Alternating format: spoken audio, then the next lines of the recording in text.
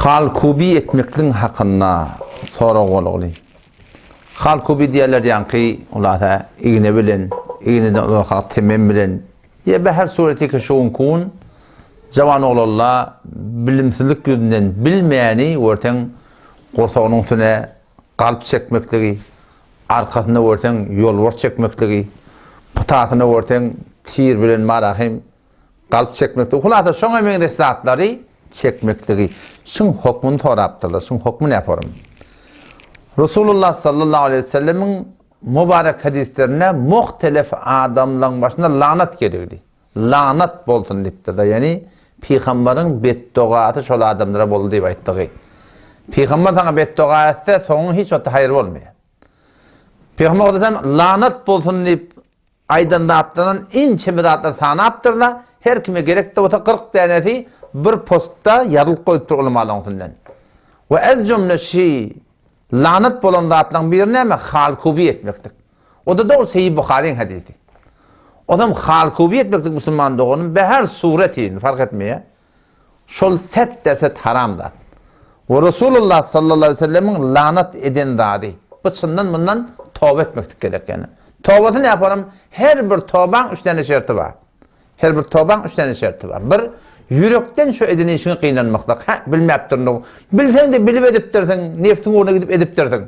Kulağda sen şundan yürekten peşiman olmaklık. Oturup ikilinde, teripte, elin termen öde yağdayına uğra, kanı sana yalvarıp da dua etmektik. Yalla bağışla var, men bilmeyen ettim. Yalla bilsem de öde nefsime zulmedip ettim. Yalla bağışla var deyip yalvarmaklık. Ve işlerinizden ne? Evurlap da işi etçekke demektik. Haydi bir günah hakkında bunu fark etmiyor. Elbette burada yapma, hakkın nasıl olsa milletin hakkını iptirtin, hakkına hak ediptirtin, yerinden, yurdundan, malından, ya hatta avrayından onu o adamı etmeyin, radi etmektik gerek yani. O zaman şu taydan ol cavan oğullar ki bilmeyen işlerdir, ediptirle, taban aylardı bolsa, ellerine geliyen mıta şol lezer bilen, bırdap bilen, bir sürü düktörler şuna ayırması var. Elinden gelen mata şunu kullan ayırın el vücudundan. Yok, elinden gelmeye ayırmaklık, onu şunu bir uzayrak konak giyip, yakalı konak giyip, yukarıda konak giyip, ulada şunu onumuna kök etmesizlik. Burada oluyor da, bir yerde oluyor, kullan kök etmesen boluna, kamana ştatına var, oradan burada çek koyuptu, biliyor musun? Hop, onda çaren yok, yani eğer bakın, tavanayın yok, olsa ayırmaklığa, harcı borcunu gücün getirenek, Ulatın şu tuğratını elinde kalıptır. Başarmayan ayırmaklığını, onlar şu tuğratında durup da balakayım, hemen katkı yankı tövben öz şeraiti bilen tövbe etmektiğin Allah tebarek ve Teala'nın sen günahın bağışlamaklığına kafi ve Resulullah sallallahu aleyhi ve sellemin lanetinin aşağına çıkmaklıktan hemen şöyle hemen halisana tövbe etmektik şu kafi. Elbette bir vakitte boluyor da tenemanını bazıını burada çekip dersen ulatın kost etme boluyan, derya git su çiçek boluyan. Şoňa menes ya görünmelerde görünüpdi.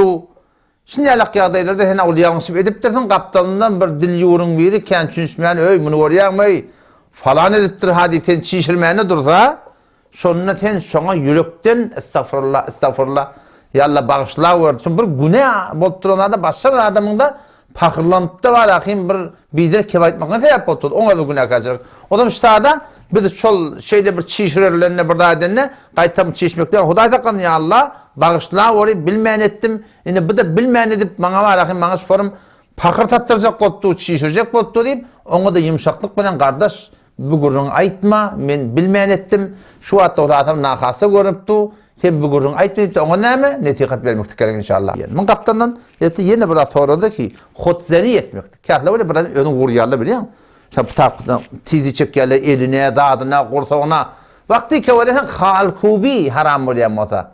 Kökünde zahiri bir zatdy şey diýmiz. Daşyna bir zat etmekdik haram bolýan bolsa, Allah Taala'nın, Resulullah'ın lanetini başa getirýän bolsa, vay bahar ol adam kigenden hotzeni etdi şo doğrusunda ödün yaralap da holata onun bunun ýanyna holata başlar lat bady çykarmalary var da bilýän, hani ödünde bir şeýle muhadip edýär Müslüman doğun teň şahsiýetiň ten adamçylygyň, ten edermençiligiň, ten sözüňde durýarlygyň, ten ağlamaslygyň, ten ağladan bilen okudan galyp da namaz okuymarak yani kedip de namaz okumaklygyň, şeriata göre durmaklygyň biziň şahsiýetimiz şonda bolmaly. Şu daýdan ikide de bir haram da, hiç bir şoňa hakkynda gaty bir gaýyn durmaklyk gerek. Allah temjegede tawfik bersin.